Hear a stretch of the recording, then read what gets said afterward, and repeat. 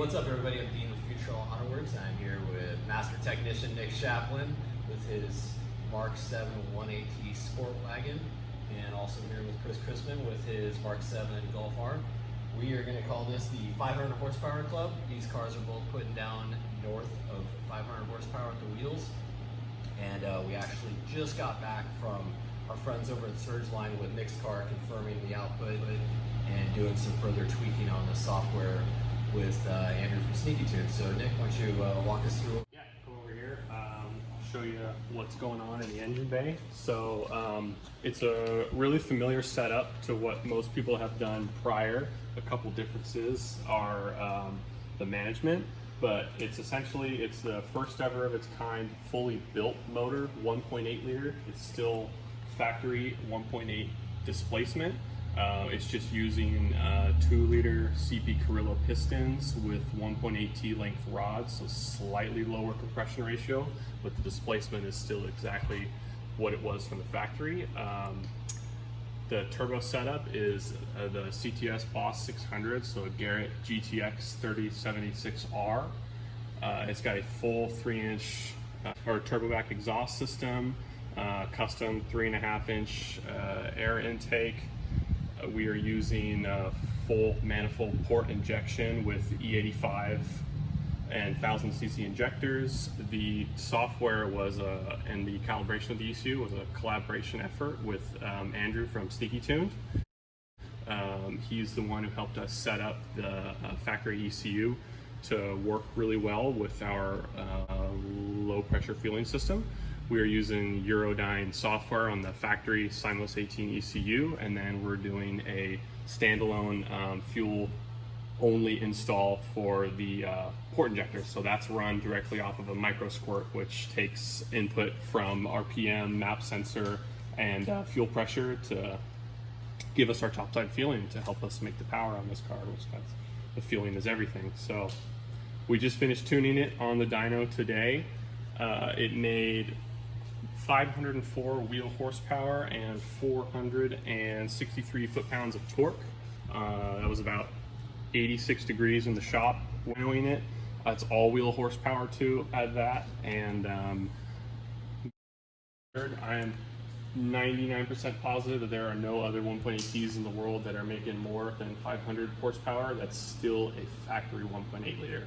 It still has the same setup bottom end, just built bottom end with pistons, rods. It has IE valve springs and retainers, as well as a GLI 2.0 exhaust cam that gives us an extra 1 millimeter of exhaust lift to help spool the turbo a little bit better. But other than that, it's still got the factory 1.8T high pressure fuel pump, and we're just getting all of our fuel from our topside injectors. We plan on hitting the strip with this thing pretty soon, probably once the heat comes down, and we will be hunting for a 10-second pass. Yeah, most definitely. Yeah. So getting to the downward today, we had some challenges. We were fighting a low pressure fuel issue, leading right into it, and it took a good month and a half to get that dyno appointment. I mean, there were some complications with this being one of the first ever, high horsepower 1.8 engines out there. So there are a few companies that do have some tuning capabilities, but it's still very limited for the actual 1.8. It was a little bit of a battle to get the micro squirt to play nicely with the factory ECU calibration that we were using. But in the end, it actually works very well, and fuel-only installs for micro squirts have been proven on other direct injected engines as well. So it is working really well at the boost level that we're at, and I think that it will be just as reliable, if not any more than, let's say, a 2 liter with their own manifold port injection install. Yeah, getting the software support on the 180 is definitely it was a challenge. Not many of the tuners even want to mess with the 180, which is sad because it's in all the all tracks, it's in all the sport wagons. Yeah, the various Jettas that it's getting put into. And also considering just how similar it really is to the 2 liter. I mean, if you take both of these engines apart side by side, there's going to be very, very minute differences. I mean, the major ones are just going to be the crankshaft and the stroke. So different hardware on that. But other than that, if you look at the top end, and it's almost exactly the same cylinder head minus the camshaft and the fueling. So they definitely have the potential, and I think that we have proven it today that they are 500 wheel capable. No doubt about that. Absolutely. This obviously, like everything else that's coming through our shop, I mean, this is a daily driver. This isn't a track queen, or we're not trailing this to events. This car is like this car will be driven to and from the track and driven home. Yeah. Yes. Yep. These are the 2 dyno runs from today. Here is the final power run that we did. This was when it was temps were kind of creeping up in the shop, hitting almost 92. Uncorrected numbers on a Mustang dynometer was 490 horsepower, or 497 horsepower, 463 torque. And then here was our 500 horsepower run when it was a little bit cooler in the shop. We hit 504 wheel and 433 foot-pounds of torque, with a really nice torque curve there too, just straight up onto the top. The DSG software that we have on this is APR, just their off-the-shelf single program. It works pretty well. We are limited to 6,800 RPM, which is the rev limiter on that. I anticipate that we'll try and get a stage 3 tune that will up our limiter so we can take this thing to 7,500 RPM, and it'll get a little bit more out of it. Yeah. Also to be considered, this is a 4-wheel drive car. It's factory 4Motion DSG DQ250. So we dynoed it in all-wheel drive mode on their linked Mustang dyno. So the 180s that are in the all-track, and then the Golf Sportwagon. For those that don't know, the Golf Sportwagon is basically a non-all-track version of the all-track, right? So they both have 180s. They both come with IS-12s. And APR did write software for both the GTI IS-20 and the Golf R IS-38, and those are great files for pump gas. They don't have the E85 support that we were after for getting the maximum amount of horsepower, and certainly not supporting anything bigger or hybrid turbos like we've got on Chris's car, which we'll get to in just a second. So that those cars, what's interesting about those cars is that they put that in our marketing, like we're in the Pacific Northwest, right? This is like Subaru outback country, and all-wheel drive is key because it rains here a lot. People like their traction, like to go up to the mountain. Absolutely. Traction on the road, right? The all-track didn't sell well. People don't even know the Sportwagon 4Motion exists, and obviously it does. It's a great car.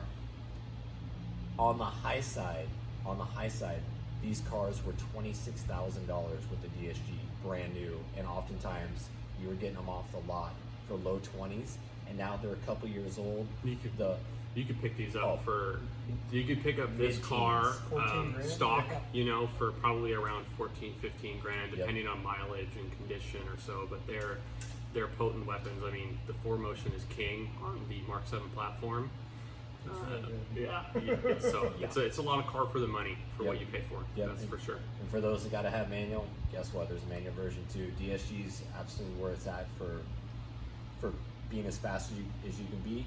But if you gotta have that manual, there's a manual option as well for both the all-track and the Sportwagon. So this is a lot of bang for the buck for what you could have just bought them brand new for, and then now they're actually getting a couple years old. A lot of the dealerships, because they couldn't move these, were using these for their courtesy loaners, and then people, after a couple years, a lot of people just get rid of their cars, so they're starting to hit the used car market as well, and hell of a buy for what you're getting, especially if you need a wagon. I mean, that's a ton of wagon for the money.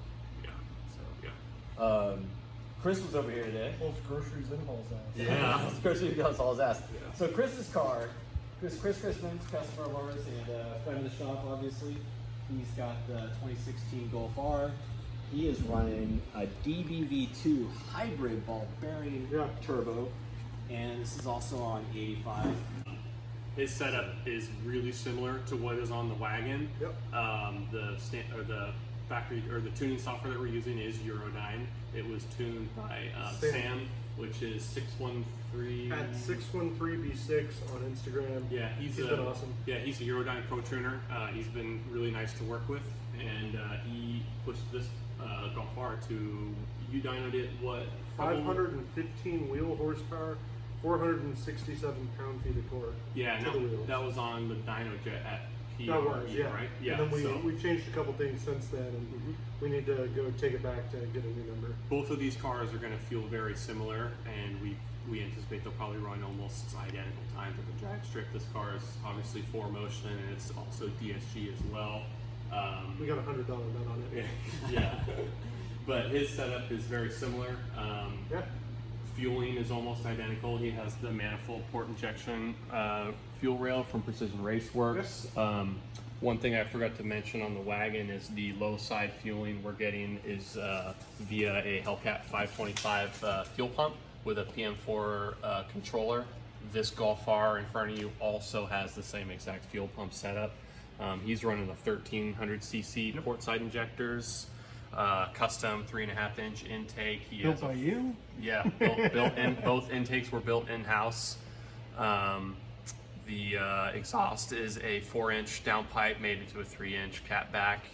It's a track slide. Yeah, he also has a fully built motor, almost identical to the setup that the wagon has, except the bottom end is IE forged pistons, stock bore displacement, and the H beam rods.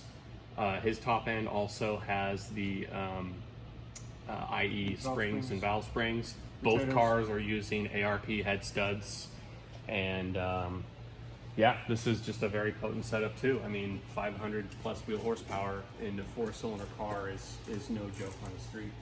So the hybrid IS38 has just been awesome. Daniel at DBV2 was really great in kind of getting me this setup, and shout out to Dean and Nick for helping get that big stuff installed and building the bottom end, because I wouldn't have been able to do it without you guys. Yeah, the hybrid turbos are proving to be the go-to option for most of the guys wanting to do big turbo stuff on the Mark 7 platform, just because of the bang for buck and the amount of quick spooling response that you can get, because it's still a factory housing more or less, even though it's got the larger turbine size, larger compressor. But I think this car makes full spool. It's at almost 34 psi. Like 33. 34 psi by almost like 3,800 RPM or 4,000 RPM. Yeah, it's pretty early. It's around that, but you know, that's still very low in the rev range, considering this car has the software and the capabilities to rev out to 7,500 RPM with no problems. So the big things on this one are the DBV2 hybrid. It's the version 2 triple ball bearing one. Obviously the built block. Fully 85 as well. Full corn juice. Yes. It's got the track slide 4-inch downpipe, the custom built 3.5-inch intake from, I'm going to call Shappy Fabrication. Yeah. Shapworks. Yes. Shapworks. But yeah, it's got a ton of little bits here and there, but the car straight up hauls ass. And I ran full weight on these Pilot Sport 4S's, 19s, in 85-degree weather at Woodburn, 11.1 at 126 with a piss poor 60 foot. And this is, once soon, and that was before I put on the new stuff. So it should easily run 10s here. Once the weather cools down and the tracks are a little more forgiving with the whole COVID situation, we will be hitting them with both of these vehicles and putting the DR2s or slick setups on there, doing some weight reduction. And both of these cars, I can guarantee, will hit a 10-second quarter. Oh, absolutely 10-second cars all day long. The thing with the track situation right now, if you're watching this, in 2025 or something, is that we're right in the middle of the whole COVID lockdown. Our state has very strict guidelines to number of people that can be in a specific venue and whatnot. And for us to go to the three of us couldn't just pile in a car and go to the track. Nick and I couldn't drive the Q5 in with our Hoosiers behind a car. Yeah. It's like you're allowed a car and one crew member, and you got to be able to haul your own stuff in the car. So, and by the time we even got to that point, which was basically midsummer, all the really legitimate DAs were gone. It's hot. The DAs are super high. Middle of August, even in Oregon, is still pretty nasty weather for Mark 7 drag racing. I mean, these cars are notorious for heat soak, even though both cars have a bigger upgraded intercooler. it's still pretty rough for getting the nice, clean, record-setting pass out of them, especially in this. It's just too hot. The nice thing about these versus the RS3s, which we also campaign usually quite a bit, is that the RS3s, we get out there, we make a pass, we're kicked out. If we're lucky, we get 2 passes. These things, unless we're breaking 135 miles an hour or a 10 flat, we can stay there all day. We can stay there all day if we want to. I think with the conditions right now, you get out to like Woodburn, and because it's an NHRA track, those guys, it's like there's 4 vents piled on top of one another, and the track is just packed. Yep. So you haven't seen a loss with the track this year. It's not that we don't want to be there. It's just simply, it's just not the right time to be doing that with everything that's going on with the pandemic. Yeah, well, just keep making them faster, right? Come September, we'll see where we're at, and then go from there. Yeah, see how late they try to keep the track open for the season, and hopefully things don't change too much. So with Chris's car, this Nick's car. Nick, when did you actually load that Eurodyne software in that car? So this project began. We started the engine build, I believe, in February. If I can go back and look at the records, but the entire engine building process we were able to do honestly over a weekend. We had everything here, just full engine build, the turbo kit, get everything set up, and then with working with Andrew from Sneaky Tuned, getting the software and stuff with the microsquirt calibration and the Eurodyne software to work together. It was a little bit of a battle. It's almost a balancing act between overfueling and underfueling on the top side with a fuel-only install like that. But Andrew did a good job in getting that dialed in, and it's working pretty well. But it was a little bit of a lengthy process, considering that this is the very first of its kind in the world. Different cars in the future will obviously be a little bit quicker. I mean, we know the tips and tricks and how to set up the management system for top sides, so anticipate another process or another vehicle, if there were to be one, would definitely go a lot quicker. But from February to now is about the time it took us to get it dialed in to get that 500 horsepower. Yes, that's about run. six months. Yeah. So I was talking to one of the guys at one of the other shops that does another kind of software that actually had support for this, and he made it a point to even call me back and be like, "Oh, I want to help you guys." This, like, no, you don't understand. Like, we've been working on this for months. Yeah, we were gonna get it, or it wasn't gonna work at all. You know? Yeah, and there was days where you're like, "This is fucked up." This is like it was getting there. But it was there was days. But I mean, you're perseverance. You're gonna have that frustration. Yeah. And you can either work through it or you can shelve it and start over. But it was clearly working well enough that okay, this can work. And we anticipated from the beginning that this would work, and microsquirt fuel only installs on different manufacturer direct injected vehicles has proven to work in the past. It is a proven method to get that extra feeling when the aftermarket support just isn't there for your ECU. It's just a pain to get it to work right, especially if it's the first car. So we anticipated that from the beginning. I didn't imagine that it would take 6 months to get there, but it's just part of the process, and we ended up there eventually. Yeah. But you put down the passes, man.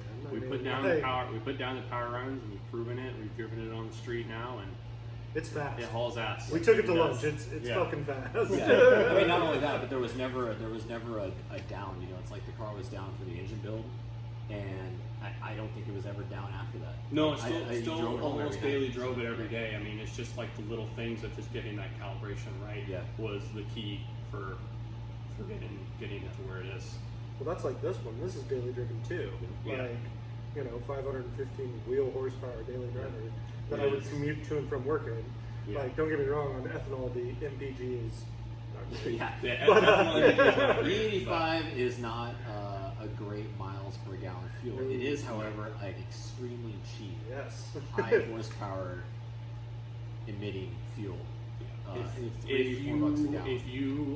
If you have a Mark 7 and you don't think that 500 horsepower is attainable, it absolutely is. I mean, both of these cars are easily daily drivable at 500 horsepower. It's very streetable. Yeah, absolutely. It's quiet when I want it to be quiet. Yeah. It's noisy when I want it to be noisy, and it hauls ass when I want it to haul ass. Mm-hmm. Right. With the Eurodyne maps in this case, shout out to Eurodyne for getting these maps. where they're user loadable, these are cars that both of these guys with their own laptops can switch between pump gas and 85. Well, we can also adjust like boost, octane, load the pump gas file. Yeah. Like, you know, when I want it in kill mode, I leave it at 34 psi. But when I want to, you know, get 13 miles per gallon on the 85, I'll knock it down to, you know, 32 psi. Yeah, Absolutely. With Chris's one note here on Chris's top side injectors, his MPIs, that's all tied into the stock ECU. So that's been done. APR, probably the other companies, they all did that back in like 2015, 2016. Yeah, the real big difference between the 1.8 wagon and this 2-liter Golf R is just the way that the fueling systems are set up. The MPI on this car is all run through the factory ECU with the Eurodyne software, so it makes for a real seamless, easy install, especially for any pro tuner that wants to utilize that MPI to make the big power. That is the big difference between the two. No, it's been great. Like having you guys do the work and, you know, helping you pioneer, you know, a little bit with your car and loaning you a fuel pump when you need it. But yeah, it's been great, and so I can't thank either of you guys enough. And this car it's very fast, and not too many cars out there have given me a run for the money in Mexico. Yeah, we're getting. I mean, we're to the point now with the Golf Rs, and especially the RS3s. I mean, these things are like fast. I mean, so fast, like faster than everything. I mean, if you were to go back 5-10 years, you would have never imagined that you could be at this speed with the amount of amenities and comfort that the Mark 7 application gives you. You know? Full leather, full power seats. Yeah, nobody ever imagined CarPlay, making a 500 wheel this easily in a 4-cylinder engine 5 years ago. I hauled a 65-inch TV in this car. Granted, my seat was like way up, but I mean, the fact that I could do that and still have a 500 horsepower car is wild. Yeah, cool. If you're interested in making your Mark 7 like either one of these vehicles, I mean, we can definitely set you up, and we have all the hardware and the know-how to get you going. So yeah, we got the resources, and that's just going to continue to grow. We'll branch out a little bit with some of the limitations that we're running into with our current tuner. So we're exploring elsewhere, and we're going to take it to the next level for sure. And just kind of a long-term thing, if you guys think about what's going on right now, is Volkswagen and Audi have already made it very clear that by the time we get to 2030, gas motors are done for consumer cars. So we got the Mark 7 right now. Obviously the Mark 8 is about to come out. We'll probably, realistically, probably see an 8.5, but it's doubtful those motor changes are much. So what we're R&Ding and learning right now is pretty much going to carry us to the end of the gasoline era. most of us in the industry and the tuner industry are anticipating that the Mark 8 will be a very similar platform to what the MQB already was, maybe with some minor changes. So I think they released the power numbers on that new S3, and it's like 315 or something like Yeah, that. they bumped it up a little bit. Yeah, So but I think it's still like the same engine. it's pretty. I'm sure it's very similar. We'll start to see them here. Speaking of S3, so our next project that we got coming up in the high horsepower arena, 400 plus, is we got Jorge's S3 coming up here. Yep. Waiting on a manifold to get here from Europe. If you think COVID is not affecting shipping from Europe, I can assure you it is. We've been waiting for a manifold from DHL for about a month and a half now, and it's still live tracking. I think it's currently in quarantine. But here in the next couple of weeks, we'll be heading back, hopefully to the dyno, if we can get an appointment to confirm we're going to be using Andrew's map again. So running a cob. We're going to do a cob access port with sneaky tunes to tune the stock IS38 on the S3 with full 85. So anticipate somewhere around the 400 wheel horsepower range with that one as well, based on prior setups. That setup has been proven before. Yeah, that's what we're shooting for. If we don't see 440, I mean, we'll see 440. That's the bottom line. That'll be a stock bottom end build, so we're gonna go about that one. Kind of similar to Chris. He's like, "Hey, let's play it safe," but then that doesn't last long. You get the itch, I like that 500 horsepower number. So Jorge's car will start. We'll start in the 400s. Anyways, ready to turn that boost up. We'll probably hit up Daniel, do a DBV2, and build the bottom end, and definitely get him over the 500 horsepower club as well. Yeah. It's awesome. Like, thanks again, guys. Yeah, you're Yeah. so welcome, Chris. Cool. That's all from Future Auto Works. It is 100 degrees outside, 90-degree dyno passes, 500 wheel horsepower, and a 1.8T sport wagon In a pandemic. in a pandemic. What more could you ask for? Killer Hornets. Yeah, that happened too. All right.